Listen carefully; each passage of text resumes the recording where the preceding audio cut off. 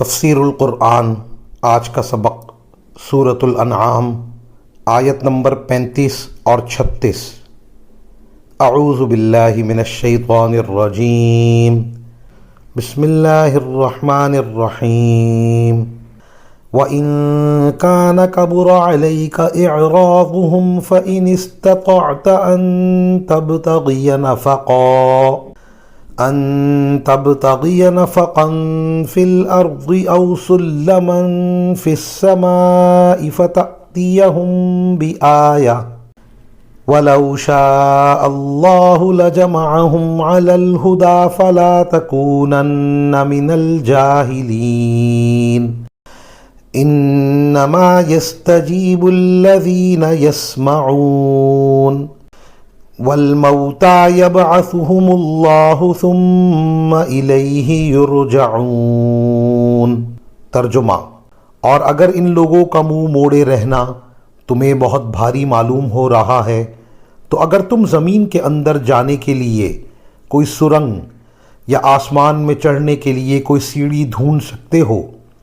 تو ان کے پاس ان کا منہ مانگا یہ معجزہ لے آؤ، اور اگر اللہ چاہتا تو ان سب کو ہدایت پر جمع کر دیتا، لہٰذا تم نادانوں میں ہرگز شامل نہ ہونا۔ بات تو وہی لوگ مان سکتے ہیں جو حق کے طالب بن کر سنیں۔ جہاں تک ان مردوں کا تعلق ہے، ان کو تو اللہ ہی قبروں سے اٹھائے گا، پھر یہ اسی کی طرف لوٹائے جائیں گے۔ ان آیات کی تفسیر میں مفسرین کرام فرماتے ہیں حضرت صلی اللہ علیہ وسلم کو اللہ تعالیٰ نے بہت سے معجزات عطا فرمائے تھے، جن میں سب سے بڑا معجزہ خود قرآن کریم تھا، کیونکہ آپ کے امی ہونے کے باوجود یہ فصیح و بلیغ کلام آپ پر نازل ہوا، جس کے آگے بڑے بڑے ادیبوں اور شاعروں نے گھٹنے ٹیک دیے، اور کسی نے وہ چیلنج قبول نہ کیا جو سورہ بقرہ وغیرہ میں دیا گیا تھا۔ اسی کی طرف سورہ عنکبوت میں اشارہ فرمایا گیا ہے کہ تنہا یہی معجزہ ایک حق کے طلبگار کے لیے کافی ہونا چاہیے تھا، لیکن کفار مکہ اپنی ضد اور عناد کی وجہ سے ہر روز نت نئے معجزات کا مطالبہ کرتے رہتے تھے۔ اس پر کبھی کبھی حضرت صلی اللہ علیہ وسلم کو بھی یہ خیال ہوتا کہ اگر ان کے فرمائشی معجزات میں سے کوئی معجزہ دکھا دیا جائے تو شاید یہ لوگ ایمان لا کر جہنم سے بچ جائیں۔ اس آیت میں حضور صلی اللہ علیہ وسلم سے مشفقانہ خطاب کرتے ہوئے فرمایا گیا ان کے یہ مطالبات محض ہٹ دھرمی پر مبنی ہیں، اور جیسے کہ پیچھے بیان فرمایا گیا کہ اگر یہ ساری نشانیاں دیکھ لیں گے تب بھی ایمان نہیں لائیں گے، اس لیے ان کے مطالبات کو پورا کرنا نہ صرف بیکار ہے بلکہ اللہ تعالیٰ کی اس حکمت کے بھی خلاف ہے، جس کی طرف اشارہ آگے آیت نمبر 37 میں آ رہا ہے۔ پھر اللہ تعالیٰ نے یہ بھی فرمایا کہ اگر اللہ تعالیٰ چاہتا تو سارے انسانوں کو زبردستی ایک ہی دین کا پابند بنا دیتا، لیکن در حقیقت انسان کو دنیا میں بھیجنے کا مقصد امتحان ہے،